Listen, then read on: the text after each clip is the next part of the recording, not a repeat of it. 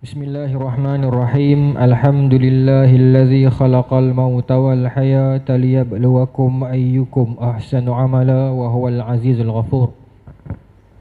Ashhadu an la ilaha illallah wa ashhadu anna Muhammadan abduhu wa rasuluh wa nusalli wa nusallim ala sayyidina Muhammadin wa ala alihi wa sahbihi ajma'in. Radina billahi rabba wa bil islami dina wa bi Muhammadin nabiyya wa rasulah. Tuan-tuan, puan-puan, muslimin, muslimat yang dirahmati Allah, Assalamualaikum warahmatullahi ta'ala wabarakatuh. Terima kasih kerana saya Al-Fadhil Ustaz Yusuf Desa, yang saya kasihi dan hormati Al-Fadhil Ustaz Musa, ibu-ibu, ayah-ayah, muslimin, muslimat yang dirahmati Allah sekalian. Pertama dan semestinya kita merafakkan kesyukuran kepada Allah Subhanahu wa ta'ala dengan limpah kurnia daripada Allah. Hari ini dapat kita berkumpul di dalam masjid ini, mendirikan solat maghrib berjemaah, seterusnya duduk dalam majlis yang disebut oleh baginda Nabi sebagai taman syurga. Iza marartum bi riyadil jannah farta'u, kata Nabi. Bila mana kamu melewati taman syurga maka duduk singgah. Sahabat tanya, wa ma riyadul jannah ya Rasulullah? Apa benda taman syurga itu? Jawab Nabi, hilaqu dzikr, halaqah majlis peringatan dan ilmu. Muslimin muslimat yang dirahmati Allah, kita juga berpeluang untuk berniat iktikaf. Siapa yang belum niat boleh niat, sambil-sambil kita duduk dalam rumah Allah Ta'ala ini, mendengar majlis ilmu, kita niat iktikaf. Mudah-mudahan Allah Ta'ala melimpahkan kurnianya kepada kita, insya-Allah. Saya last main masjid Pokok Macang ni tahun 2007. Jamnya lama tak main. Saya duduk dekatnya, saya duduk Tasik Lugor. Tapi saya main tahun 2007 tu, masa tu majlis bacaan Yasin SPM zaman Datuk Syarif yang zaman tu kan, budak-budak SPM, saya SPM 2007. Di sinilah dia buat majlis bacaan Yasin tu. Lama dah lah, tapi dekat dengan hati lah. Masjid ni, ayat melintah ni, kira 75% kawan saya semua orang sini lah. 75% ayat melintah semua kawan-kawan sini. Jadi dekat lah dengan hati. Mungkin tuan-tuan ni, kebanyakan ni mungkin ada di antara anak-anak tuan-tuan ni member-member saya jugalah. Kira pangkat mak dan ayah lah ni. Ni kira anak minta izin nak berucap ni, nak bercakap ni, bukan nak mengajak dia tak, nak berkongsi saja, insya-Allah. Yang pentingnya malam ni keynote speaker kita malam ni Tuan Herman Roslan ni, Abang Herman ni, satu orang pengkaji sejarah Melayu lah. Tuan-tuan akan dengar lagi macam mana dia hurai, macam mana pengalaman dia pergi kaji sampai ke satu-satu tempat. Saya dipahamkan beliau baru balik daripada pergi kaji satu tempat di Perak. Lagi dia akan cerita pengalaman dia, insya-Allah. Saya ni lebih kepada nak meraih lah. Abang Herman datang daripada Pahang, tapi sekali kalau tuan-tuan dengar dia cakap Kedah, jangan heran lah. Dia asal orang Kedah no? Tapi dia berkhidmat di sana. Tapi dia main daripada Pahang lah ni. InsyaAllah. Jadi saya ni nak memulakan kalam saja, nak kongsikan satu dua benda, kemudian terus saya nak pas kepada kita punya, orang kata keynote speaker lah, speaker utama ni. Saya pemimpin simpanan saja. Nak membicarakan tentang Uthmaniyah, bagaimana pengaruhnya terhadap Melayu. Muslimin muslimat yang dirahmati Allah, sehari dua ini kecoh pula, bukan kecoh lah, dibincangkan pula tentang Uthmaniyah. Bila mana kerajaan Turki mewartakan Hagia Sophia itu sebagai masjid semula, maka dia menimbulkan pelbagai reaksi. Ada yang menyokongnya, ada yang menentangnya. Saya bukan orang yang paling layak untuk mengatakan yang mana betul, yang mana salah. Tetapi kalau kita lihat dalam satu dokumentari, satu orang kementerian di Turki menunjukkan dokumen Sultan Muhammad Al-Fatih ketika mana dia membeli semula bangunan itu. Memang asalnya Hagia Sophia ni, sejarah dia bermula cukup lama. Sejarah dia di zaman Kristian dulu lagi, zaman Byzantine lagi, ketika mana memang didirikan gereja, dan dia telah dibakar musnah, kemudian dibangunkan pula sebagai gereja pula. Sampailah tahun 1453 Sultan Muhammad Al-Fatih dengan menggunakan duit dia sendiri, bukan peruntukan kerajaan, untuk membeli bangunan itu dan kawasan itu untuk dijadikan masjid. 1453. Kemudian pada zaman Atatürk mereka menukarkan kepada muzium. Lama lah jadi muzium tu, sampailah tahun 2020, Alhamdulillah, hikmah di sebalik musibah lah kata Covid dan sebagainya ini, kembali bertukar kepada masjid. Di sudut fiqahnya tuan-tuan pun lebih arif lah. Saya pun tak tahu macam mana kerajaan Turki buat sebelum ni, bila mana dia status dia dah masjid dah, bila ditukarkan kepada muzium tu, mungkin tak tahulah, pasal kita bukan orang Turki. Sebab kalau nak ikut, kalau dia dah diwakafkan sebagai masjid, dia kena ada istibdal. Bila digantikan ke tempat lain, bila dijadikan muzium, kena ganti tempat lain pula. Macam Komtar dengan sekolah Al-Masyar tu, tuan-tuan tahu sejarah kan. Tapi saya tak tahulah sebagai orang Turki mungkin ada penjelasan dia. Tapi alhamdulillah, kok mana pun dah kembali status dia sebagai masjid. Namun begitu terdapat tentangan pelbagai pihak, termasuklah daripada orang Islam sendiri mengatakan sekian dan sekian. Allah Taala alam. Tetapi nak petik daripada keriuhan itu, keviralan itu, maka malam ni kita nak sembang, kita nak bicara tentang bagaimana pengaruh Uthmaniyah terhadap Islam, terhadap dunia Islam, khususnya dunia Melayu. Kita telah mendengar tentang pemerintahan Khulafa' Ar-Rasyidin, kemudian disambung oleh Umayyah, kemudian Abbasiyah. Di dalam kawasan itu, di dalam era itu terdapat bani-bani yang muncul seumpama Saljuk, Mamluk, Fatimiyah. Sempat sebentar kerajaan Syiah Qaramitah yang curi Hajarul Aswad tu. Kemudian sambung pula beberapa buah kerajaan kecil yang akhirnya naik Uthmaniyah yang memerintah 1/3 lebih dunia selama 600 tahun lebih, yang akhirnya jatuh khilafah itu pada tahun 1924. Namun Sultan Abdul Hamid kedua diturunkan awal lagi, tak silap saya 1908 ataupun 1908. Tapi 1924 musnah terus khilafah Uthmaniyah. Hasil gerakan-gerakan pakatan Yahudi, dan juga tak boleh nafi ada juga pengkhianatan dan pembelatan daripada orang Islam. Tetapi tuan-tuan, dalam tempoh itu apakah peranan Uthmaniyah terhadap dunia Islam? Itu yang kita nak bincang tu. Sebab orang kata British mai tanah Melayu, ditinggalkan juga oleh Penang Free School, MCKK. Jepun tak tahu dia tinggal apa, slipper kot. Adalah mana setiap penjajah itu ditinggal ada kesan. Tapi kalau kita kata Uthmaniyah ini ada benda, ada hubungan dengan kerajaan Melayu, apa yang dia tinggalkan? Apa bukti Uthmaniyah ada hubungan dengan dunia Melayu? Sebab tak ada benda apa pun kita jumpa. Setengah di antara orang yang dia membaca, dia akan kata tak ada kenang-mena, sebab Uthmaniyah tidak ada kesan tinggalan langsung, dia kata. Tetapi tuan-tuan, British masuk ke China, dia keluar di China masih ada tembok besar China. British masuk ke India, dia keluar daripada India masih ada Taj Mahal. Tetapi mereka masuk ke tanah Melayu, mereka keluar daripada tanah Melayu tak tinggal apa pun di Kota Melaka itu. Rapat mereka tarah. Apa yang membuatkan mereka begitu takut dan gerun terhadap sejarah dan jati diri bangsa ini? Bukan nak cerita resis bangsa, tidak. Tetapi siapa tak sayang bangsa sendiri, tuan-tuan? No, sayang. Tapi sayang bukan bererti kita ini resis, membenci kaum lain. Tidak, kita bukan begitu. Kita sayang saudara-saudara kita, sahabat-sahabat kita yang kaum lain yang tidak ada masalah dengan kita, kita sayang belaka, insya-Allah. Maka tuan-tuan, saya nak bermula, baru nak mula ni. Yang kita sat tu. Sebab saya cuba nak pendek kan, pasal nak jaga SOP kan. Tuan-tuan, kalau kita baca satu kertas kerja karangan Profesor Datuk Dr. Ridwan Osman dalam satu kertas kerja yang dibacakan di Perak, dia mengatakan kesilapan orang-orang Melayu bila membaca hikayat-hikayat lama adalah bila mana mereka membaca tentang hikayat Rom, mereka akan menafsirkan Rom itu adalah Rom seperti mana yang dipaham oleh kita ni, orang putih dan sebagainya. Dia bagi hujah dia lah, mungkin berbeza dengan orang lain, tetapi hujah yang diberikan itu bila saya baca dan saya telitikan agak kuat. Dia kata kesilapan itu bermula daripada salah faham, sebab pemerintah Rom ketika era klasik itu, mereka itu terpecah kepada dua. Rom yang berada di barat, tuan-tuan pun tahu, Rom yang di barat, dan Rom di Byzantine, iaitu Rom di Timur Tengah ni. Dan HQ Putrajaya untuk Rom di Byzantine itu di mana? Di Constantinople tu lah, Istanbul tu.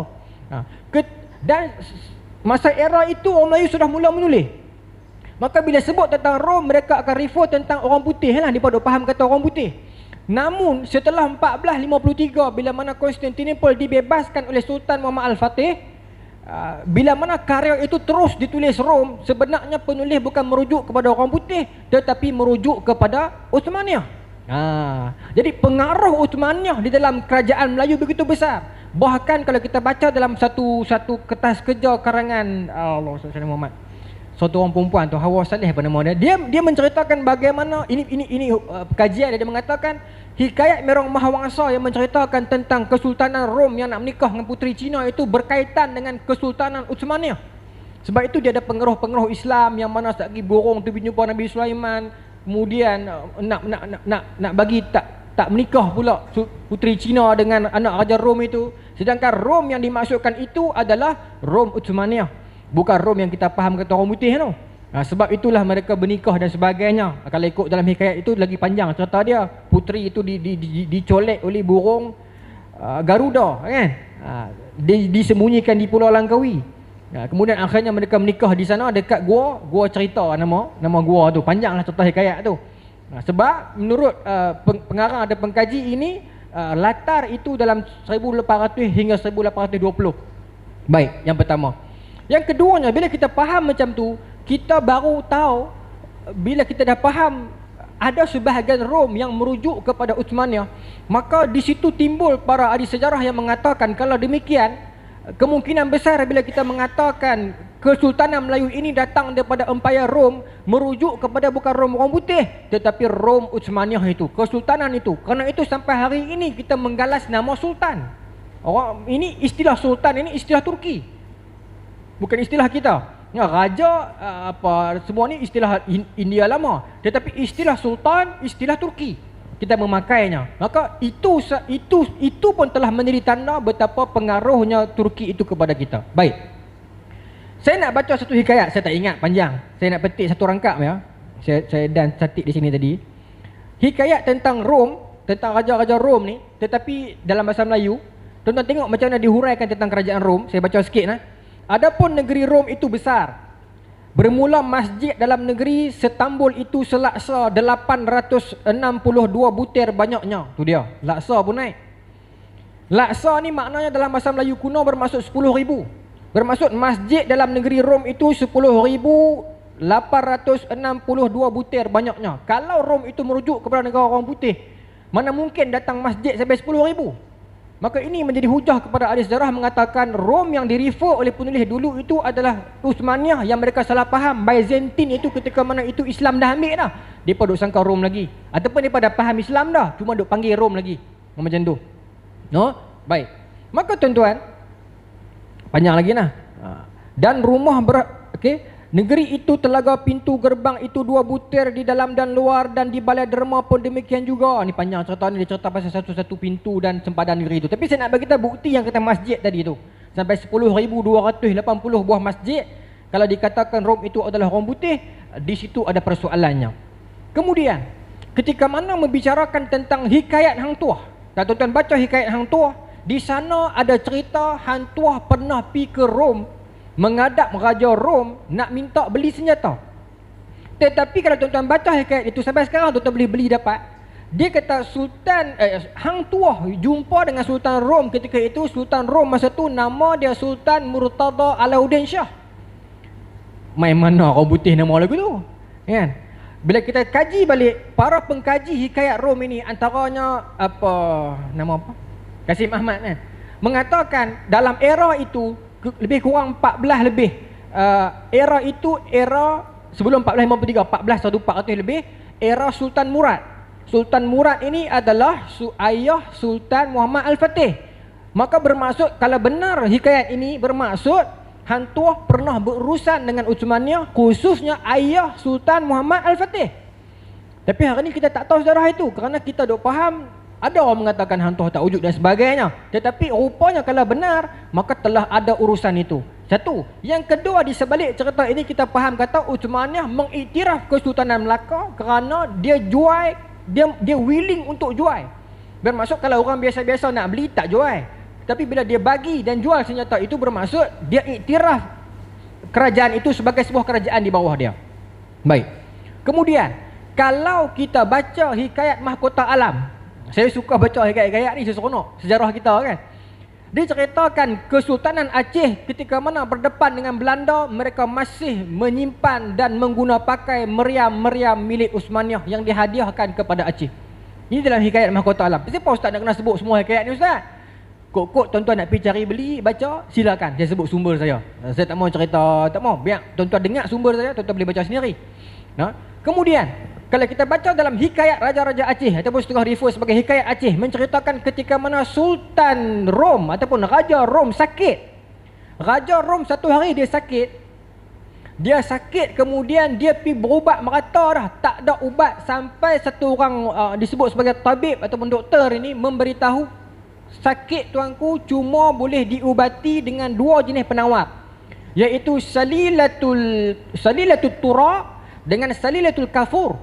Bahasa Arab lah, bahasa Melayu dia minyak tanah dengan minyak kepok baruih. Saya pun tak tahu minyak kepok baruih ke mana, tapi minyak tanah kita tahu lah. Dan yang kafur barus itu cuma terdapat di Kepulauan Melayu. Maka ketika itulah dihantar utusan untuk cari benda ini, alat ini sampai ke Kepulauan Melayu. Yang ketika itu tak silap saya pemerintahan Sultan Alauddin Shah Al-Qahar, kalau saya silap nama depan, tapi Al-Qahar tu betul ya lah. Dan bermulalah hubungan ketika itu. Masa tu bila menjaringkan hubungan dan dihadiahkan meriam dan sebagainya, dan bila mendapat tahu keislaman mereka itu, maka hubungan itu jadi akrab. Ditambah pula dalam era Sultan Sulaiman Al-Qanuni dengan bantu bagi hadiah kepada Aceh untuk serang Kota Melaka.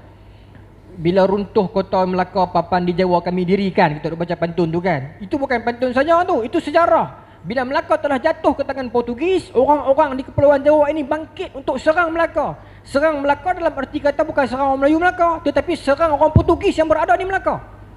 Ini orang Melayu dulu, dalam pantun diselit sejarah dan ilmu. Maka bila serang itu tak henti, bermaksud Portugis cuba menyerang Melaka 1504, 1508, 1511 baru berjaya. Itu pun sebab faktor dalaman. Kalau tuan-tuan baca buku Buya Hamka, dia cerita sebab perbalahan perebutan kuasa dalam kalangan menteri dalam tu, hingga menyebabkan unsur fitnah, lalu menyebabkan unsur rasuah, yang akhirnya menyebabkan bendahara si Maharaja dibunuh.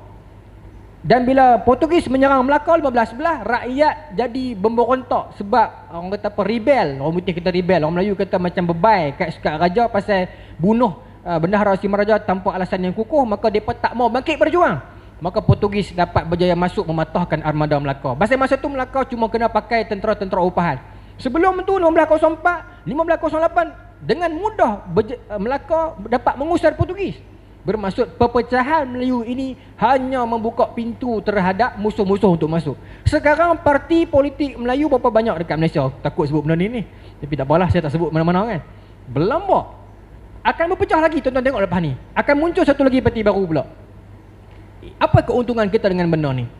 Sedangkan sahabat-sahabat saudara kita dalam bangsa lain, mereka itu bersatu. Kalau pecah pun 2 cabang. Kita berapa banyak tak tahu. Hanya bermula dengan satu, dia pecah berlambak. Kita mengulang kesilapan yang lama. Sejarah, kalau kita tak belajar, kita akan mengulanginya. Baik. Kemudian, angkatan tentera Aceh ini bergabung dengan kerajaan-kerajaan Islam untuk menyerang Portugis di Melaka. Malangnya, ini Abang Herman cakap bab ni. Malangnya terdapat petualang pengkhianat dalam kalangan Melayu itu sendiri. Negeri-negeri ni sebut salah ke tak? Abang Herman sebut lah. Negeri-negeri Melayu sendiri yang pi jadi pengkhianat, pi tolong Portugis di Melaka. Sampai menyebabkan Raja Haji terbunuh.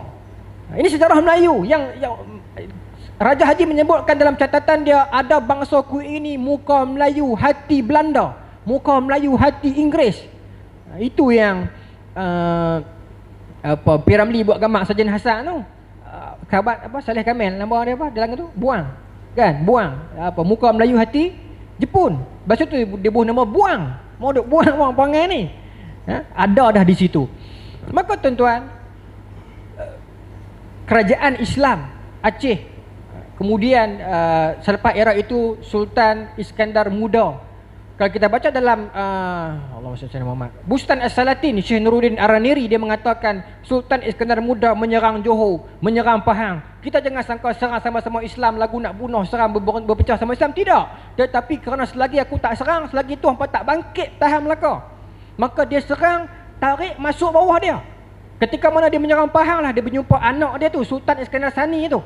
Itu cerita panjang. Tetapi ini cerita yang sama. Sultan Salahuddin Al-Ayyubi pun sebelum dia lawan dengan Kristian dalam perang salib kedua, dia serang negara Islam dulu. Bukan serang nak bermaksud pecah sama Islam, tidak. Dia serang pemerintah yang tak mau bangkit berjuang. Rakyat ramai nak berjuang, tapi bila pemerintah tak mau berjuang, tersekat perjuangan rakyat, maka dia serang negara itu sampai pemerintah itu jatuh. Rakyat itu masuk bawah dia menubuhkan Ayyubiyah yang besar, maka menyerang Kristian. Bukan serang nak musnahkan orang Islam, tapi serang nak ambil alih rakyat itu masuk bawah dia. Taktik yang sama Sultan Salahuddin Al-Ayyubi buat, taktik yang sama Sultan Iskandar Muda buat. Tetapi kerana kemasukan Inggeris berganti-ganti dengan Belanda, kemudian datang dengan Spanyolnya, dengan Perancisnya, dengan Britishnya, satu demi satu masuk cuba untuk memusnahkan ketamadunan ini. Baik, tuan-tuan, hari ini bila kita sebut tentang Islam, saya bagi contoh paling mudah dekat dengan tuan-tuan. Masjid mesti ada kubah. Masjid kok mana pun mesti ada kubah. Tak boleh kubah kita rasa tak lengkap masjid tu. Sedangkan kalau tak ada kubah boleh sembahyang juga, tak ada masalah. Iktikaf tak ada masalah, tak ada masalah. Tapi orang Melayu ni dia kena ada kubah kat masjid. Bila tak ada jadi tak seronok. Saya ingat satu ketika masjid, tak mahu sebut nama tempat tu, tuan-tuan tahu, dekat sangat. Masa mula-mula buat tu, cadangan aset tak ada kubah. Bergaduh tuan-tuan. So, esok mungkin tahu tuan-tuan, bergaduh pasal nak buat kubah juga. Tak apalah, tak masalah bubuh tak bubuh tak apa. Cuma nak bagi tahu, kubah itu adalah seni bina Turki. Dia seni bina Turki. Pengaruh dia masuk sampai ke sini. Tuan-tuan kalau pergi Turki bukan dekat masjid, gereja pun kubah. Ingat ada masuk semayang tak? Kubah, dia seni bina Turki. Satu. Yang kedua, satu yang disebut sebagai Ay Yıldız. Ay Yıldız dalam bahasa Turki, bahasa kita bulan dan bintang, melambangkan Islam lah kalau kita faham. Tetapi Ay Yıldız itu dalam Uthmaniyah punya coran kata bermaksud bulan bintang, tetapi bermaksud lambang Islam. Benda yang sama kita ambil pakai di tanah Melayu ini. Dia sebut bulan dan bintang pada bendera, kita pakai merefer kepada Islam. Bahkan kalau tuan-tuan tengok negeri Johor punya bendera, dekat atas bulan dan bintang itu yang merah tu terus, Turki terus tu. Bulan bintang bendera merah.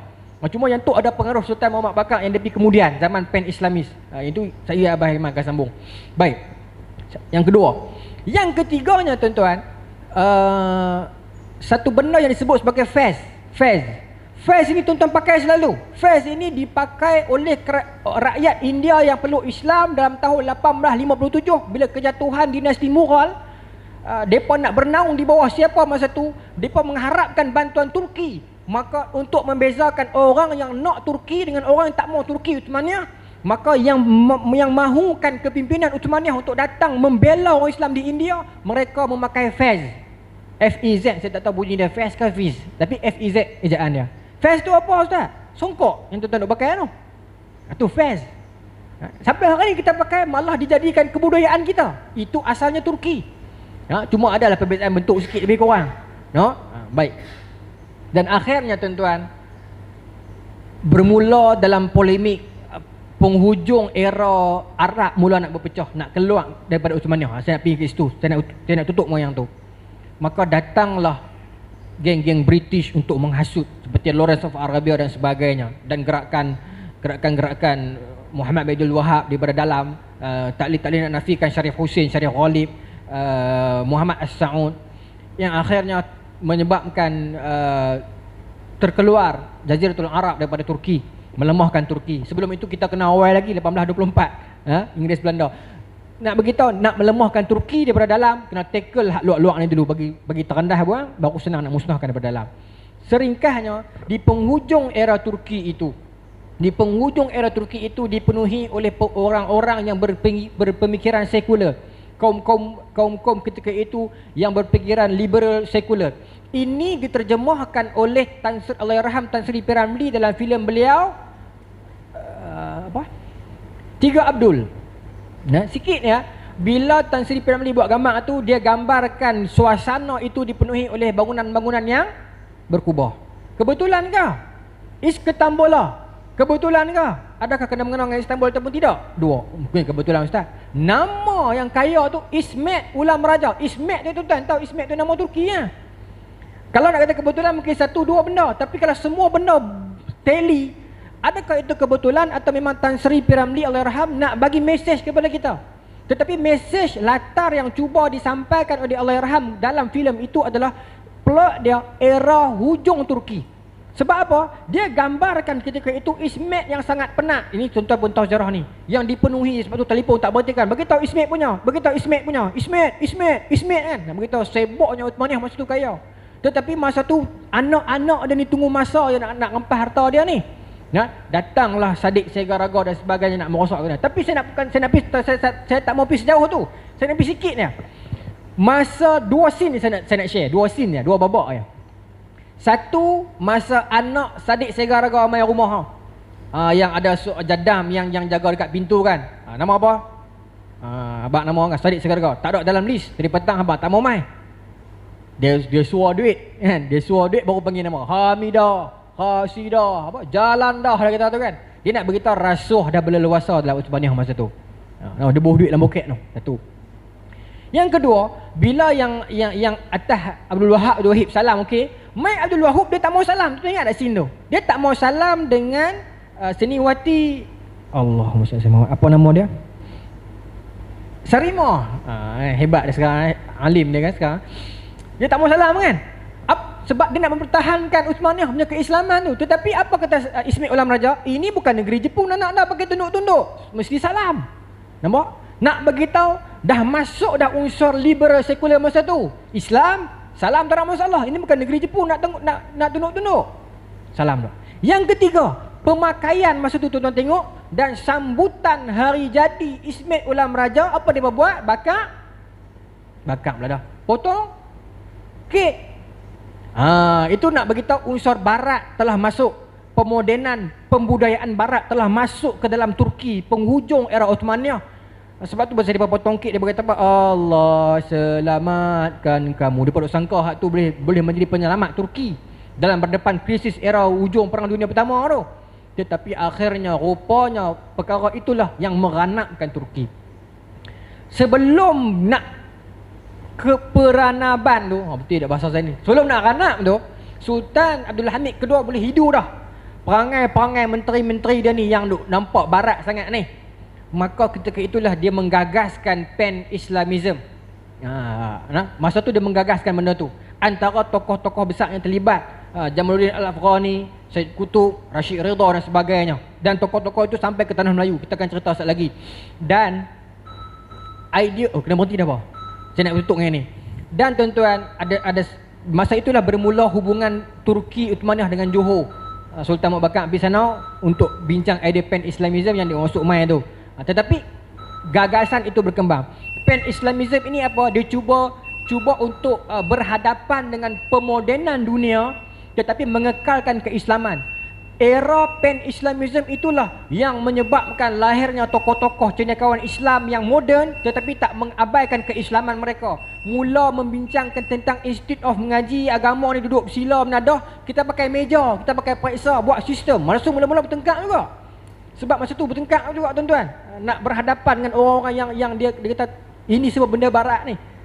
Tapi akhirnya alhamdulillah datanglah tokoh-tokoh semisal Imam Hasan Al-Banna yang mengatakan perlunya ada parti Islam. Kalau tidak kita nak bertempur macam mana dengan musuh yang sudah terima idea demokrasi. Baru ni Ikhwanul Muslimin 1928. Dan seterusnya wacana kaum muda itu sampailah ke tanah Melayu yang akan disambung cerita dan dengan lebih rancak dan lengkap oleh Al-Fadil Tuan Herman kita insya-Allah. Saya nak pass baton kepada Abang Herman insya-Allah. Silakan. Bismillahirrahmanirrahim. Assalamualaikum warahmatullahi taala wabarakatuh. Pertama sekali saya ucapkan terima kasih kepada Ustaz Yusuf Esa kerana mengaturkan program pada malam ni. Terima kasih juga kepada Tuan Imam, Tuan Syed Usaha lah, Masjid Al-Masjid kerana sudi menerima kami berdua ni yang ilmu ni tak tahu mana pun. Ya. Terima kasih banyak-banyak. Dan terima kasih kepada hadirin dan hadirat kerana hadirlah pada malam ni. Jadi asal cerita dia, tajuk yang kami bincang ni, kami melawak aja di Facebook. Lepas tu kami tag Ustaz jom kita buat sekali Ustaz, tajuk Turki Uthmaniyah sempena menyambut Hagia Sophia tu lah. Jadi kita ambil peluang sikit, kita nak rongkai lah. Sebab tajuk ni, Turki Uthmaniyah ni tajuk yang diminati ramai, tapi biasanya berpaksikan kepada kisah Sultan Muhammad Al-Fatih. Tapi Sultan-Sultan lain, Sultan Murad ke apa semua ni jarang orang sebut. Begitu juga dengan pan-Islamism yang biasanya dikaitkan dengan kaum muda dan kaum tua, di mana kaum muda ni dikatakan sebagai orang Salafi yang sangat dekat dengan Wahabi lah. Okey. Jadi tadi Ustaz cerita panjang dah. Cuma saya nak tambah sikit-sikit je. Yang pertama daripada guru saya lah. Daripada guru saya Ustaz Amzari bin Halim, daripada guru dia Syekh Abdul Rahman, daripada guru dia Syekh Nizam Al-Haqqani, menceritakan tentang macam mana wujudnya hubungan di antara Turki Uthmaniyah ni dengan kerajaan-kerajaan Melayu lah. Katanya pada satu hari nanti akan berlaku satu kebangkitan lah, bermula je dengan Hagia Sophia ni. Dan tanda kebangkitan tu dah bermula lah. Ya. Okey. Jadi Ustaz dah sebut saya Melaka. Cuma bab Melaka ni yang saya duk geram lah. Kalau pengaji sirah Melayu ni cerita pasal mendam berahi. Kalau biasa duk baca paper depa duk tulis kapal apa hang tuah ni buat pada dayung. Ada pendayung kan. Jadi saya petikai lah. Saya kata tak logik sebab kapal tu hanya digunakan, teknologi kapal itu hanya digunakan pada zaman Greek kuno. Ni tumpang live ni saya cakap juga, saya nak bagi pengetahuan pada orang lah. Jadi kapal pada zaman Turki Utsmaniyah ni, kalau kita baca tadi Ustaz pun dah sebut, hang tuah ni dia pergi ke Turki berurusan meriam. Jadi meriam ni bukan benda ringan, bukan plastik. Jadi takkan kapal tu digambarkan dengan keadaan pendayung 40 orang sebiji macam zaman Greek kuno. Jadi memang tak munasabah. Ni saya minta maaf cakap lah, ni pada pandangan saya tak setuju dengan kapal tu, lekeh sangat. Tahun 300 sebelum Masihi punya kapal. Ini kita cerita zaman Sultan Muhammad Al-Fatih 1450 1400. Sedangkan kalau kita tengok kapal Cina dah ada 7 layak. Dah siap meriam 8 biji kiri kanan, 4 biji. Kapal Turki dah berperang dah time tu pakai kapal. Tapi mai kapal Melayu, Allahu Rabbi, mai pakai dayung. Oish. Kita ambil contoh macam telefon lah kan. Orang putih buat telefon, dia mesti dalam 2-3 tahun kita pun pakai telefon. Takkanlah teknologi kapal kita lekeh sangat. Takkan tak ada orang pergi, kita duk cerita hantar, Ustaz duk cerita hantar pergi sana sini tengok apa semua. Takkan dia tak belajar apa-apa. Takkan dia pergi seorang. Dia mesti bawa ulu balang dia dengan seluruh istana, isi-isi apa orang yang nak pergi belajar di sana. Dan apabila dia ambil meriam, mestilah dia belajar cara nak menembak, cara nak buah belerang. Jadi cerita bab belerang ni selit sikit. Di Langkawi ni dulu ni dia pusat pengeluaran belerang meriam. Kami pun terbaca dalam geomineral ni, saja duk cari sejarah Langkawi, ada sebut. Jadi dulu-dulu orang putih ni dia mai ke Langkawi, dia duk cari meletang tu je. Kalau dulu Cina duk isap pipe kan, timah dan belerang tu depa guna, depa buat yang tempat nak bubuh candu tu lah. Jadi benda tu ada di Langkawi saja. Okey. Tu habis serta saya Melaka lah. Kemudiannya katalah, dikatakan daripada ni lah guru saya ni, dia kata zaman selepas tu, zaman Sultan Muhammad Al-Fatih, dipercayai ada orang-orang Melayu yang pergi sana, sebiji kapal menjadi tentera kepada Sultan Muhammad Al-Fatih. Mereka ni bukan orang biasa-biasa lah. Mereka ni awliya, orang yang banyak amalan lah. Tu saya tak boleh cerita panjang lah, saya cerita sikit saja. Kemudian aja dipendekkan cerita.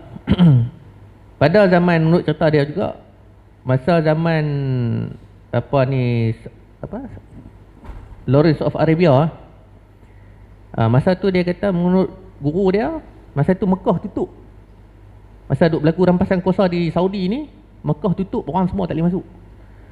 Jadi 10 ulama daripada tanah Jawa ni pergi ke sana, jumpa dengan Raja King Faizal ni, King Abdul Aziz lah, Faizal lah. Pergi cakap lah ni, buka balik lah. Nak cerita kata hebat kita orang Melayu ni. Dan King Aziz ni kata, orang-orang ni yang main ni kecil-kecil lah. Tapi kecil-kecil bukan kecil saja. Bukan sebarang orang yang kecil-kecil lah, kecil-kecil cili padi lah tu. Jadi dia kata tu lah, guru saya kata, orang Melayu ni jangan nak buat pasal. Kita ni walaupun kita tunduk, tapi kalau tak kena raya kita menyingar. Dia kata guru saya lah. Okey, jadi saya nak masuk ke zaman kaum muda. Cerita pasal kaum muda ni, saya tak mau cerita tentang perdebatan mereka berkenaan dengan agama. Ni kita bagi orang agama buat lah, hukum macam mana, Allah Alam. Saya nak cerita tentang apa yang mereka nak bawa sebenarnya. Sebab tahun 4 saya ada belajar paper, saya ada ambil paper pasal ni. Jadi kami diberi tugas lah untuk cari apakah kebaikan-kebaikan dibawa oleh kaum muda. Okey, kaum tua ni dia berpegang kepada agama lah, dan biasanya disebut sebagai golongan konservatif, golongan yang memegang amalan-amalan yang telah ada, tradisi. Jadi kadang-kadang di alam Melayu tu, bila sampai ke alam Melayu ni, dia bercampur dengan perkara-perkara yang tak ada dalam agama lah. Benda-benda tu hukum ni kita tak apalah, benda lebih kurang macam tu lah.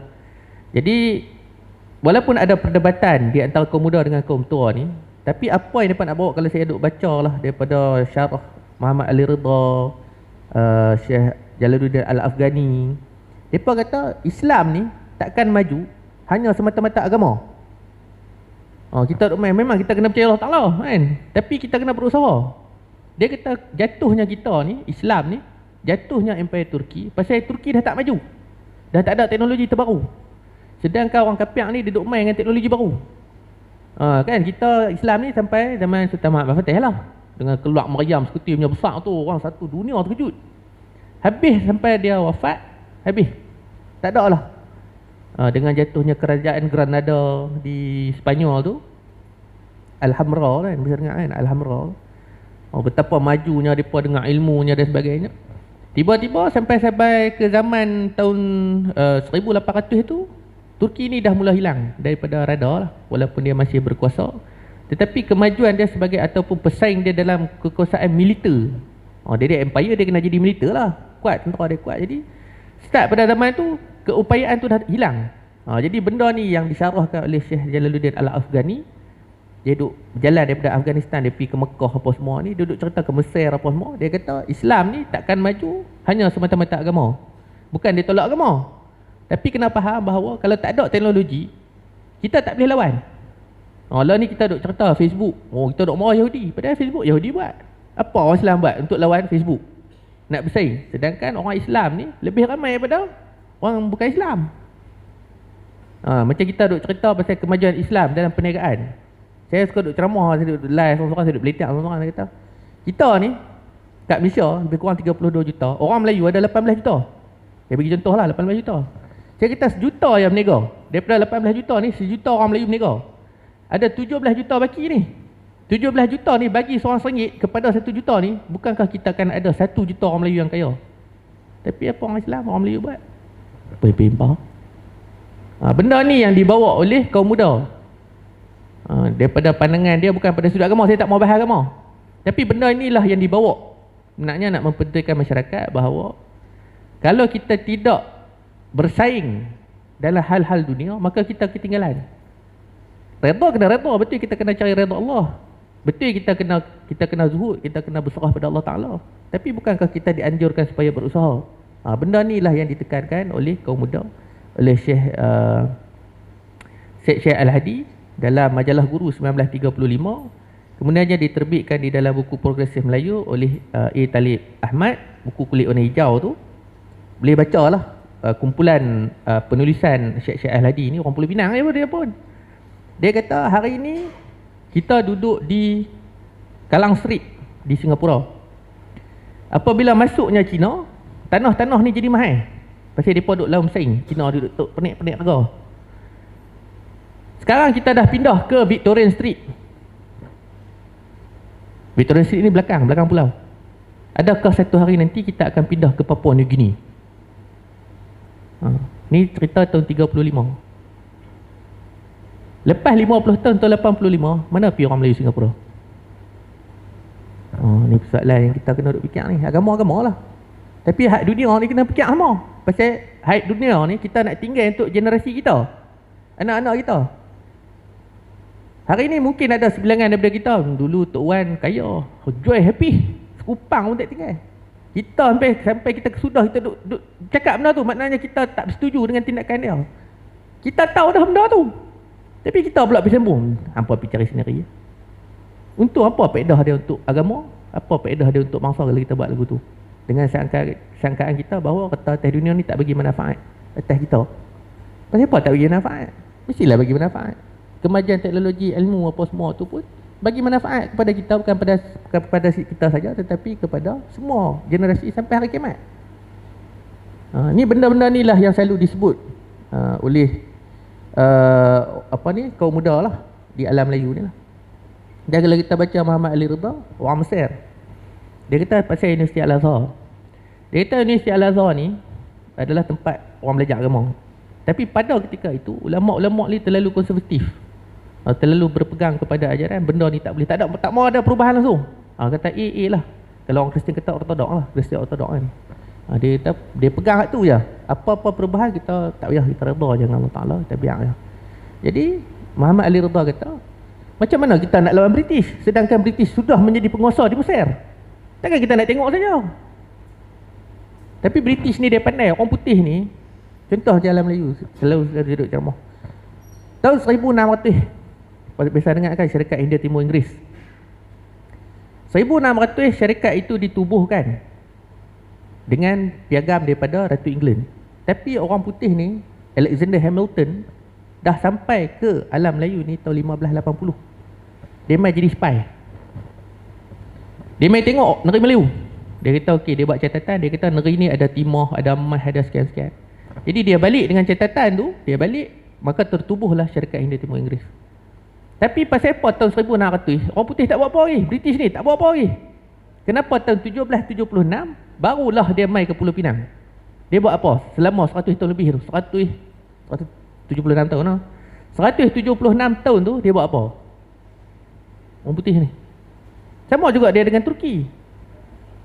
Turki duk naik besar empire gila-gila, sampailah satu peristiwa yang itulah dekat Azerbaijan tu, yang peristiwa hitam dalam Turki tu kan. Itu saya tak mau cerita lah. Tapi saya nak abang ni, 176 tahun tu British ni dia buat apa? Jadi dalam buku tu lah, Muhammad Ridha Osman tu, Islam dalam masyarakat Melayu ada sebut. Dan banyak lagi lah 2-3 buku Nik Anwar Nik Mahmud. Dia kata selepas dia menang dalam perang salib, pemenang, lepas tu dia kalah dengan Saladin Ayyubi, dia tubuh Teutonic Order tu lah. Saya bukanlah nak konspirasi pun, itu kata saya konspirasi pula. Okey, tapi dalam tempoh tu depa merancang 176 tahun ni British ni dia duk kaji orang Melayu. Duk kaji pulau-pulau Melayu. Dia kata orang Melayu ni lagu mana, perangai dia lagu mana. Dia kata orang Melayu ni sifat dia jangan kacau agama. Orang Islam ni jangan kacau agama. Jadi apa dia pegang? Dia kata aku main memerintah hang dan aku takkan kacau agama hang. Jadi orang Islam, ulama ustaz-ustaz pun selalu sebut, selagi agama kita boleh semayang, tak apa kita buat. Tak apa, kita ikutlah pada pemerintah. Selagi kita boleh solat, kita boleh semayang, kita boleh beramal ibadat, tak payah lawan pemerintah. Selalu ustaz-ustaz duk sebut tu. Saya pun mak saya, tok saya pun duk cerita benda yang sama. Dia kata selagi agama tak diganggu, maka jangan buat apa, jangan duk lawan pemerintah walaupun dia kapiak. Itu buah dia. Itulah buah British. Dia pakai tu. Sebab tu bila dia masuk ke alam Melayu 1874, apa yang dia buat ialah perjanjian dia yang pertama, adat istiadat Melayu dan agama Islam bagi pada sultan. Hak lain kami takbir. Orang Melayu tak apa, tuanku tak apa. Tak apa, ambil bagi sudah kita jadi gini. Ni kata guru saya, pecahnya kita ni pasal kerja orang putih. Jadi timbullah kaum muda ni tadi nak memperbetulkan keadaan, tetapi malangnya pada masa tu disebabkan keadaan tak stabil, politik dengannya tak stabil apa semua. Jadi berlakulah pertemuan pendapat, bukan saja di alam Melayu kaum muda kaum tua, tapi di Mesir pun berlaku, mana-mana negara Islam pun berlaku pada masa itulah. Okey. Dan dalam satu buku saya tak ingatlah, Iris buku kulit warna hitam tu menceritakan macam mana Muhammad Ali Ridha ni dia buat satu kajian. Dia kata dia buat kajian teknologi. Dia kata perkara pertama yang orang Islam patut buat ialah menghidupkan semula Baitul Mal. Sebab bahasa zaman Turki tu dah mula macam ni, cerita rasuah apa kan. Jadi duit Baitul Mal ni dah tak ada. Nak bantu ni tak boleh dah, duit tak ada. Dan kenapa timbulnya golongan kaum muda di Turki ni? Pasal Sultan Abdul Hamid ni dia duk sangka kata apabila dihantarnya pemuda-pemuda ni, maka mereka ni akan bawa kemajuan lah. Biasalah kita hantar pelajar pergi Mesir, orang mereka pun bawa balik, oh ni cerita Mesir lagu ni, kita buat hantar pergi Jordan. Oh ini kemajuan Jordan kita nak buat di Malaysia. Sama juga keadaan pada masa tu. Tapi apa akan daya, mereka ni rupa-rupanya belot. Kalau baca dalam buku Nik Anwar Nik Mahmud yang kulit warna hitam oren tu, Kerajaan Uthmaniyah, dia ada sebut cerita pasal inilah. Dia kata apabila mereka ni pemuda-pemuda dia hantar ke barat, mereka kejutan budaya. Tadi duk cerita saya sekitar bola mereka. Pasal di negara Islam, mana boleh nak nampak semua kan. Tiba-tiba pergi sana, jam. Kan, main pakai skirt rambut belah-belah kan. Kau tanya saya pun jam kot kan. So mereka pun jam kat sana, mereka balik. Dan larilah matlamat tu. Maka pakatan mereka yang kaum muda ni duk pakat-pakat masuknya dengan British, dengan Yahudi apa semua. Ada cerita banyak lah Yahudi tu. Dan ada dikatakan, ada pendapat lah yang mengatakan bahawa apa nama ni, Atatürk tu orang dia Yahudi. Ada pendapat mengatakan macam itulah, dia pun Yahudi yang menyamar. Jadi jatuhlah kerajaan Turki Uthmaniyah. So apa jadi di alam Melayu pada tahun 1921, dihantarlah Syekh Daud Al-Fatani, Syekh Ahmad Al-Fatani. Fatani dulu, Daud dulu. Ahmad dulu. Jadi Syekh Ahmad Al-Fatani ni dilantik sebagai ketua ulama mewakili kerajaan Turki di alam Melayu. Tapi siapa pun tak kaji pasal dia. Tak tahu orang kaji kitab dia lah. Kitab dia orang kaji lah. Tapi peranan dia sebagai ketua ataupun wakil kepada kerajaan Turki tu tak ada siapa buat. Habis aku tu jarah kita. Tapi saya harap lah dengan ada Alhamdulillah ni, saya harap semoga satu hari nanti ada orang yang akan mengkaji peranan dia. Mungkin saya tak tahu. Kadang-kadang ada orang tesis ditulis tentang peranan-peranan ni tapi tak timbul, tak dipopularkan, maka kita pun tak tahu apa. Ramai kawan-kawan saya yang kaji Turki ni. Tapi itulah dia jadi macam dia ada batas ataupun dia ada gap di antara Islam dengan Islam Turki tu dengan kita British. Sebab kita ni pro pada British. Okey. Jadi cerita Syekh Tahir Jalaluddin, orang Pulau Pinang tu lah. Syekh Tahir Jalaluddin. Dia ada kitab dia, kitab Algebra. Tokoh Algebra Melayu. Paling cerdik. Tapi apa mana cerita dah? Ada orang cerita tak ada? Tak ada. Ada orang cerita tak ada. Dia buat tu ilmu apa? Kaji bintang. Ilmu falak. Cerita dah. Dekat Pulau Pinang kan, orang Pulau Pinang kan. Dia tak ada. Jadi ulama-ulama kita ni, orang ilmuan kita ni tenggelam lagu tu saja. Pasal kita duk pegang tak apalah ni. Depa dah mati dah. Ilmu depa tu biar pi bersama dengan depa. Kita pegang agama yang ada, kita ikut syariat yang ada. Ustaz-ustaz kata lagu ni. Kita kena mengaji agama saja. Pakat duk mengaji agama lagi kita tolak. Bila tolak, bukanlah kata kita tolak terus. Tapi kita tidak mengambil berat tentang hal itu tadi, maka menyebabkan orang ulama-ulama kita yang cerdik pandai, dia dah ada pandai dah ni. Kita biar lagu tu saja, lama-lama anak cucu pun tak tahu siapa depa. Hak mengaji tahu, tak mengaji siapa dia ni. Saya ada kitab Algebra tu. Dan Syekh Jalaluddin ni memang orang Arab pun kata dia memang sangat pandai lah. Kemudian Zakbar kaum muda.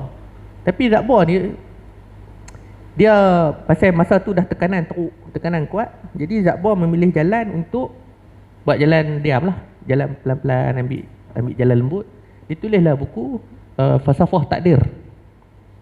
Dia kata orang Melayu masa zaman tu, bukan takat zaman tu, sampai Kelah, apabila dia berusaha sedikit, dia membuat satu pekerjaan, ya Allah Tuhanku, sesungguhnya aku dah buat dah kerja ni, aku berserahlah kepada kamu. Maka kalau jatuh rezeki kepada aku, jatuhlah. Kalau tak ada, aku redha. Apabila rezeki tu tak jatuh, ni semua takdir. Padahal kerja buat sikit. Lepas tu, Cina kaya.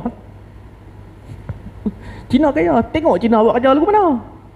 Kita kerja 4 jam, Cina kerja 8 jam. Lepas tu kita 4 jam ni dia kata, aku bersewa tak boleh kaya. Itulah maksud Zakbar dalam falsafah takdir. Dia kata orang Melayu ni usahanya sedikit, suka menyalahkan takdir.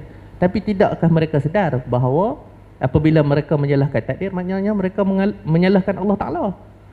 Allah Ta'ala yang menentukan takdir. Apabila kamu berusaha bersungguh-sungguh, maka takdir itu akan berubah atas usaha kamu. Saya tak maulah cara agama, jadi ustaz pula. Tapi lebih kurang lagu ni lah, kata Zakbar. Kemudiannya Hamka pun sama, orang yang ada pendapat mengatakan bahawa dia orang Salafi lah. Maknanya Salafi ni kaum muda lah. Dan sebab tu kalau kita baca buku-buku tulisan Hamka ni, dia banyak cerita pasal manusia, panggil manusia, kehidupan manusia, kemiskinan dan sebagainya. Dan dia ada satu di lembah kehidupan, aku tak salah saya, dia kata di saat ulama ni zaman tu kan zaman lah. Dia kata di zaman tu, dia kata zaman Turki Uthmaniyah tu lah. Dia kata di saat rakyat biasa ni susah menderita, orang-orang beragama ini, autoriti ni tak peduli, tak ambil tahu pasal nak membantulah, tak ada usaha nak membantu.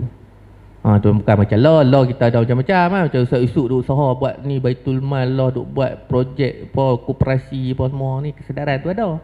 Dulu mana nak pergi cari, bukan ada telefon.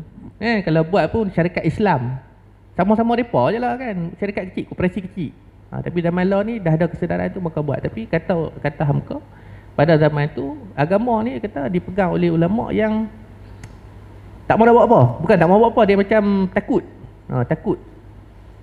Benda-benda macam inilah yang menyebabkan mereka ini akhirnya dikatakan nak mengajak agama lah, nak mengajak kami orang tua ni pasal agama. Kami makan geram dulu daripada hang nak ajak kami pasal agama. Tapi maksud mereka tu kami nak, bukan nak mempertikaikan hukum hakam, tetapi nak bagi kesedaran tentang pentingnya kemajuan. Contoh, kalau lah tak ada kamera handphone semua ni, kita duk pakai sistem lama, agak-agak ilmu tu tersebar tak? Kalau kita duk pakai teknologi Tok Wan lah, macam saya, Tok Wan saya kan, ustaz pergi ceramah, tak ada apa ni, adakah ilmu tu akan pergi jauh? Itu maksud mereka lah. Ini cerita yang mereka nak bawa. Jadi apabila jatuhnya kerajaan Turki Uthmaniyah pada tahun 1924, jadi ni ada satu cerita lah di Perak masa tahun 1918 tu. Masa mereka duk dengar dah kata nak jatuh dah kerajaan Turki Uthmaniyah ni di Perak ni, Ustaz, mereka kibar bendera Turki. Yang cerita di Singapura tu, yang dahagi Singapura tu, tahun 1920 ke apa tu, mereka pacak dah bendera Turki. Tu tanah liu ni pacak dah. Orang putih mai, dia bawa turun habis. Dia kata siapa pacak, dia tangkap. Ramai nak tangkap, cuma tak ada kajian, rekod ada. Tu kata masalah kita ni, mungkin kita tak ada pendedahan. Kita saya Turki ni banyak pengaruh dia.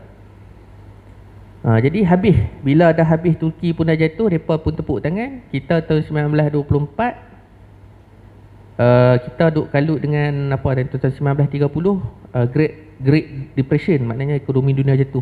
Tahun 1924 duk kalut dengan kemasukan imigran ke tanah Melayu. Masa tu sultan-sultan semua dah tak ada kuasa. Apa yang tinggal ialah baju, pengaruh baju. Serta tadi pengaruh kubah apa. Kalau tengok gambar Ahmad Sultan lama, macam Sultan Siak yang mati kena bunuh tu, perasan tak baju dia? Dia macam baju basket, macam sebenarnya dia tiru baju tu lah sebenarnya. Tapi pada zaman tu, itulah pakaian yang mereka nak bawa, menunjukkan bahawa mereka menyokong kerajaan Islam Turki Daulah tu lah. Tapi itulah, tak banyak cerita berkenaan dengan pengaruh Turki di alam Melayu kecuali buku Islam di Masyarakat Melayu oleh Rizal Osman tu dengan Prof. Nik Anwar. Nik Anwar tu mati dah. Panjanglah cerita dia pasal buku tu. Lepas tu ada satu buku terjemahan oleh BDE tentang kerajaan Turki Uthmaniyah. Cerita dalam macam mana orang yang pencatat ni dia tengok macam mana Turki tu boleh jatuh satu-satu. Nipis apa dah? Susah lalu kan. Dia cerita nama Mego ke apa dia tu. Dia cerita macam mana perjalanan nak jatuhnya Turki, macam mana orang putih ni merancang nak menjatuhkan kerajaan Islam. Perkara pertama yang dia buat, macam Ustaz cakap tadi, ialah menjatuhkan yang kecil-kecil tu. Bila kecil-kecil ni tak ada, besar habis lah. Kalau jatuh besar, hak kecil-kecil ni main tolong. Pakai dua hantar macam tadi saya cerita ni. Bila Uthmaniyah Muhammad Al-Fatih nak serang Konstantinopel, bukan takat tentera Turki saja. Mana ada Bani Ajam ni kita, Bani yang bukan Arab dan Bani-Bani yang lain, hantar main kapal duk tolong nak berjatuh kerajaan Byzantine. Semacam itu jugalah pada zaman kegemilangan yang lainnya. Tapi orang putih ni panggil dia sabar, dia kaji. Kamu tengok orang kafir kan dia dah berjanji, dia kata selagi tak jatuhnya orang Islam, selagi tu kami akan memerangi kamu. Sama ada cara kasar atau cara halus. Kita ni duk ngangur. Baik. Kita duk panggil tu, kita suka duk panggil tu. Kita alpa, kita rasa tak apalah, Allah Taala dah, kita serah benda tak ada. Kan? Lepas tu duk buat keluar cerita, sedangkan ahli Badar pakai pelepah tamar kan, boleh lawan orang musyrik. Kita ni boleh. Tak ni JK 300,000 cukup tengok tu dia. Tak cukup 300,000 jangan cembang pelepah tamat kan. Pelepah pinang pun belum tentu kan. Allah alam bisawab lah. Okey. Jadi apa yang nak dibuat oleh kaum muda ni, saya minta lah pada malam ni, saya tak mahu sembang pasal bahas agama, tapi apa yang nak dibawa oleh mereka ialah pentingnya kita untuk faham, tanpa ada kemajuan teknologi, Islam tak akan berkembang. Tanpa adanya kesedaran kita untuk maju dalam pelbagai bidang ilmu, kita akan ketinggalan. Sama juga Syed Ahmad di India, Syed Ahmad Khan. Kami buat paper dia pasal kerajaan ni. Pasal British masuk ke India tu, dia dah jatuhkan kerajaan Mughal tu habis dah. Jadi orang Islam ni masa tu, misal orang putih duk bawa teknologi ni, duk bawa ilmu vocational. Vocational lah, ilmu sains, ilmu vocational. Orang Islam ni tak mau. Syed Ahmad Khan ni, dia duk usah, dia kata orang Islam semua tak mau. Dia kata ni ilmu orang kafir. Tak mau. Tolak. Orang Hindu, kenapa Hindu ni dia bijak, dia cerdik? Pasal dia satu agama yang dinamik kepada ilmu. Dia kata agama kami sembah macam biasa, tapi ilmu yang baik kami ambil. Sebab tu di India, universiti pertama di India adalah universiti Hindu. Dia tulis terang-terang universiti Hindu apa dah yang pertama. Pasal dia ambil semua. Dia kata tak apa, ilmu lah. Kalau tengok agama Hindu dengan kitab kaji bintang mereka lagi simpul kan. So di India pun berlaku masalah bila mana orang Islam tak mau dengan ilmu, dikatakan ilmu orang kafir lah. Jadi sebab tu Islam di India ni dia ketinggalan. Jangan kata Islam di India, kita sendiri pun kalau kita tengok renung cerita betul-betul, kita pun ketinggalan naknya. Contoh saya bagi contoh. Dalam ilmu politik, menurut politik Al-Imam kajian Abdul Aziz Maktun Ar-Rohra di UM, dia kata orang Melayu ni daripada kesedaran politiknya ketinggalan 30 tahun. Abdul Aziz Maktun kata daripada segi ekonominya ketinggalan 40 tahun dengan Cina. Johor 40 tahun. Johor 40 tahun ni kan. Kira macam kalau pakai telefon ni, orang Melayu ni duk pakai Nokia hak besar kan. Cina dah pakai telefon ni lah, Android 40 tahun punya beza. Macam tu lah nak bagi contoh. Kata Abdul Aziz Maktun ni. Jadi apa usaha kita? Dia bukan tak ada orang-orang muda duk sebut kita kena maju. Tapi apabila kita nak buat kemajuan tu, adalah orang-orang duk main cantas kita. Dia kata tak boleh buat lagu ni, tak boleh buat lagu tu, benda ni dia sangkut dengan politik lah. Tak mahu sebut politik kan, tapi biasanya macam tu lah.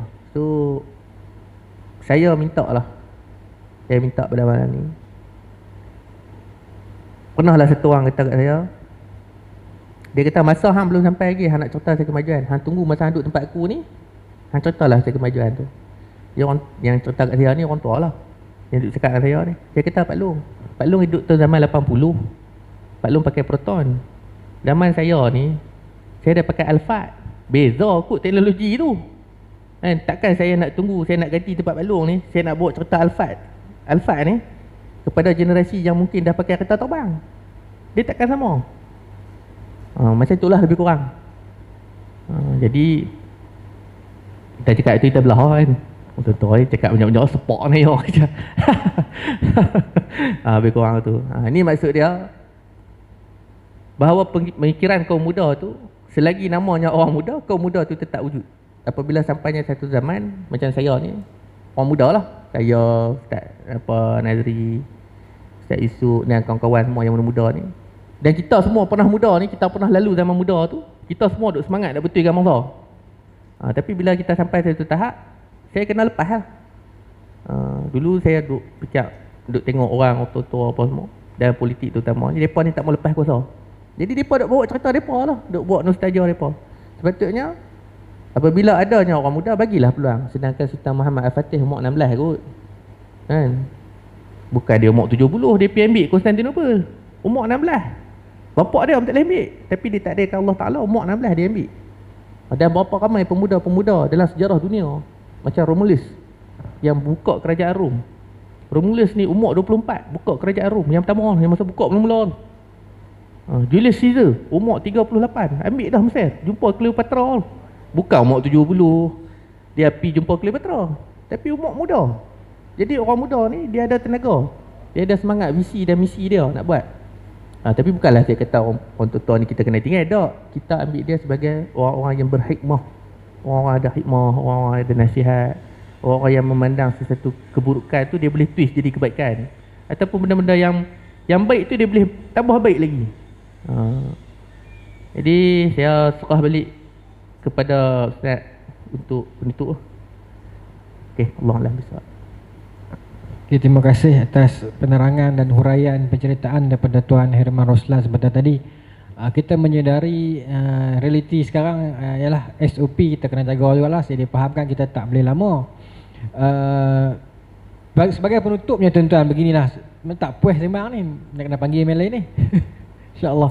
Tapi tuan-tuan boleh, saya boleh promote kan? Tuan-tuan boleh follow Facebook Tuan Herman kita ni lah, Herman Roslan kan? MHR. Tuan-tuan tengok dalam perbincangan yang diutarakan oleh Tuan Herman. Saya pun rajin follow sebab saya nak tambah ilmu lah. Kajian-kajian besar, dia pun ni orang sejarah, dia pun memang pengkhususan sejarah. Saya bidang lain. Memang kepakaran itu ada pada mereka. Tuan-tuan tengoklah kajian-kajian tentang penemuan ulama-ulama Melayu dulu dan sebagainya. Jadi tuan-tuan, sebagai penutup saya nak pinjam seminit saja kepada tuan-tuan. Kalau kita bertanya kepada diri kita, betul ke kita ni berkaitan sangat dengan Uthmaniyah? Tadi Ustaz sebut tentang Kubah, tentang Songkok, tentang gelaran Sultan. Satu lagi saya nak share, saya baru teringat tadi ni. Zaman dulu ni kita dipenuhi oleh para ulama yang hebat-hebat lah. Sebut nama Tuan Guru Haji Hussein, Tuan Kedah di Tuan Tulih Habib Noh, apa nama di Kelantan, Tok Kenali. Kita ada di Kepala Batas Tuan Guru kita yang kita sayang, yang kita sanjung kan, Syekh Abdullah Fahim, dan ramai tokoh-tokoh ulama awliya yang hebat dalam tamadun Melayu. Dan tuan-tuan guru dulu hebat lah. Kemudian tuan-tuan perasan tak, di penghujung era, di awal 1920-an, masa tu keagamaan kita makin longgar. Sampai tu 60-an lah kena mengaku lah. Yang ni saya sembang dengan mak-mak menakan, tok-tok menakan lah. Dia kata kami dulu ni mengaji Kuala Harap. Zaman tu nak tekak gamak, pi studio kedai Cina kata. Mengaji Kuala Harap pakai tudung lah. Masuk studio nak ambil gamak, buka belakang tudung. Tapi tak boleh, tak sosial. Cuma zaman tu kesetaraan agama kurang. Sebab tu zaman dulu tok-tok yang nak ajak mengaji pun kadang-kadang tak pakai tudung. Pasal zaman tu dia jadi nak main ke era moden dah. Dia tinggal sebentar pakaian agama tu. Sebelumnya bagus. Lepas tu dia main sat. Tuan-tuan perasan tak? Ini zaman tuan-tuan bukan zaman saya ni. Tu tak zaman dan api 60-an dulu zaman dia jadi cuba tinggal agama sat. Semayang semua semayang. Cuma di sudut pakaian, dia main zaman menari apa yang pusing lantai tu. Apa nama menari tu yang pusing gerudi lantai sampai dalam tu. Ada apa agogo apa benda tu kan. Zaman tu. Ustaz Musa mungkin ingat zaman tu. Zaman tu dia main agama kuat, lepas tu dia main slow sat agama. Tuan-tuan perasan tak zaman tu, zaman orang menasyid pun tak pakai tudung kan. Lepas tu dia main elok balik. Zaman yang dia slow sat tu lah zaman Turki duk jatuh tu. Zaman yang Abang Roslan cerita tadi tu, Abang Herman cerita tadi tu. Abang. Yang cerita tadi tu kata apa? Masuk budaya-budaya luar, elemen-elemen barat masuk ni. Kesannya sampai ke tanah Melayu ni. Barulah datang tuan-tuan guru main lawan balik, buat balik seperti mana yang jadi lagu hari ini. Itu cerita dia. Dan sebagai penutup lagi yang terakhir, tadi Abang Herman kita sebut tentang kekuatan ekonomi orang Melayu Islam di Malaysia. IKEA betul kawan. Tak apa aku sebut nama, tak apa kot, kita tak fitnah lah. Ni cerita betul ya, saya baca soal abang. IKEA betul kawan, hari pertama dia buka Ustaz, karipap yang dia jual tu, karipap IKEA tu terkenal, sedap lah. Tapi hari pertama dia buka, karipap dia 23,600 biji sold out. Hari pertama. Cuba tanya ibu-ibu, ayah-ayah kita yang menjaga karipap di tepi jalan, nak dapat terjual 23,000 berapa tahun. Yang duk beratok tu orang kita tu. 19.6 juta orang Islam di Malaysia, tetapi yang kaya bukan orang Islam. Itu yang sebut, mudah-mudahan kita dapat muhasabahkan diri kita. Sekarang stok beras tuan-tuan, kebanyakan kita import. Dulu kebanyakan kita produce sendiri. Lepas tu makin lama dulu 70% kita sendiri, 30% kita import. Dan nisbah itu semakin lama semakin kurang. Sekarang tak silap saya dekat 60% dah kita import. Yang kita keluar sendiri 40%. Pasal banyak tanah-tanah benang kita dah ditambus.